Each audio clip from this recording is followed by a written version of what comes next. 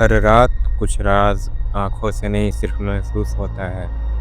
कुछ कहानियाँ अधूरी हैं और कुछ अधूरी रहनी चाहिए। मैं हूँ आपका दक्ष और आप देख रहे हैं राज नाइट्स, जहाँ हर रात एक नया डर जन्म लेता है। ये कहानी हमसे शेयर की है राहुल ने। So thank you Rahul for sharing this story with us. ये कहानी है गुड़गांव की। मैं कुछ समय से दिल्ली एनसीआर में काम कर रहा हूँ। घर से ऑफिस, ऑफिस से घर। इस भागदौड़ में न जाने कितने लोगों से मिलना हुआ। क्योंकि मैं बीपीओ में काम करता हूँ तो हमेशा अलग अलग कैब ड्राइवर से मिलना होता है। कुछ ड्राइवर होते हैं जो बहुत शांत रहते हैं और कुछ रास्ते भर आपको कहानियों में खो जाने पर मजबूर कर देते हैं। कभी कभी ये कहानियाँ सिर्फ कहानियाँ नहीं होती। उन्हीं में से एक है हरी की कहानी। वो सुबह के करीब 2 बजे का वक्त था। हमारी कैब नोएडा से दिल्ली जा रही थी और ड्राइवर था हरी। हरी भाई हरियाणा के रहने वाले, मजाकिया, दिलचस्प और पूरे स्टाफ के चहेते। रास्ते में उन्होंने पूछा कहाँ जाना है। ड्रॉप कंफर्म किया, लेकिन जैसे ही शर्मा ने कहा कि उसका ड्रॉप गुड़गांव है, हरी एकदम चुप हो गया।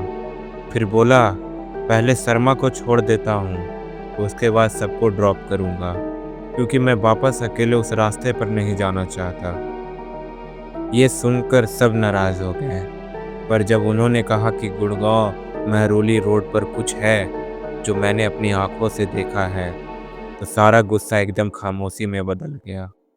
हमने गाड़ी एक किनारे रुकवाई और कहा, हरी, हम आपको रास्ते पर अकेले नहीं छोड़ेंगे, लेकिन हमें बताइए हुआ क्या था। उन्होंने जो कहानी सुनाई उसने हमारे रोंगटे खड़े कर दिए। हरी की एज 33 है, पर यह बात तब की है जब वो 29 का था। रात का समय, सुबह 4 के करीब गुड़गांव से साउथ दिल्ली का ड्रॉप था। गाड़ी टाटा सुमो था, उसमें 8 स्टाफ और हरी ड्राइवर था। क्योंकि सब काम से थके आ रहे थे तो सबकी आंख लग गई।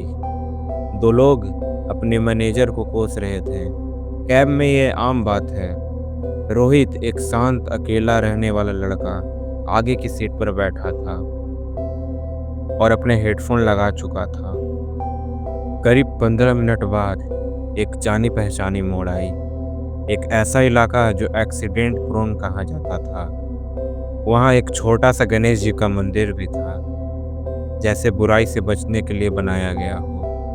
हरी ने हर बार की तरह उस इलाके में स्पीड बढ़ा दी। रात का सन्नाटा था और एकदम मोड़ पर गाड़ी एक बड़े से सीमेंट ब्लॉक से टकरा गई। सभी स्टाफ चिल्ला पड़े। किसी ने कहा, क्या भाई, कैसे चलाते हो। हरी ने सबसे माफ़ी मांगी और सब शांत हो गए।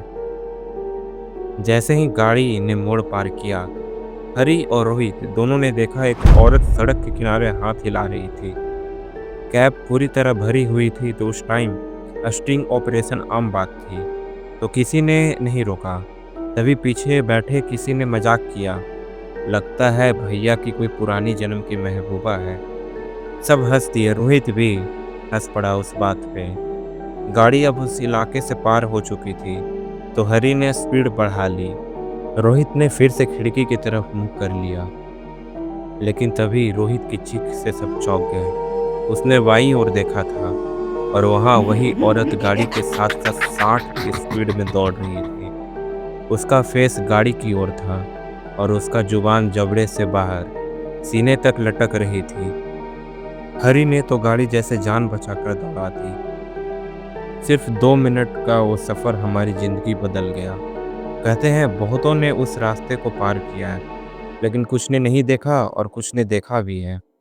और आज जब भी हम उस रास्ते से गुजरते हैं, हरी की आंखों में कुछ कहते हैं जो शायद जुबान कभी नहीं कह सकती, और हम सब वो एक चेहरा कभी नहीं भुला पाए।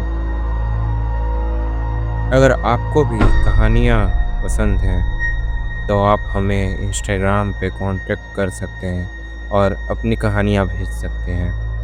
Thank you for listening this story with Raj nights.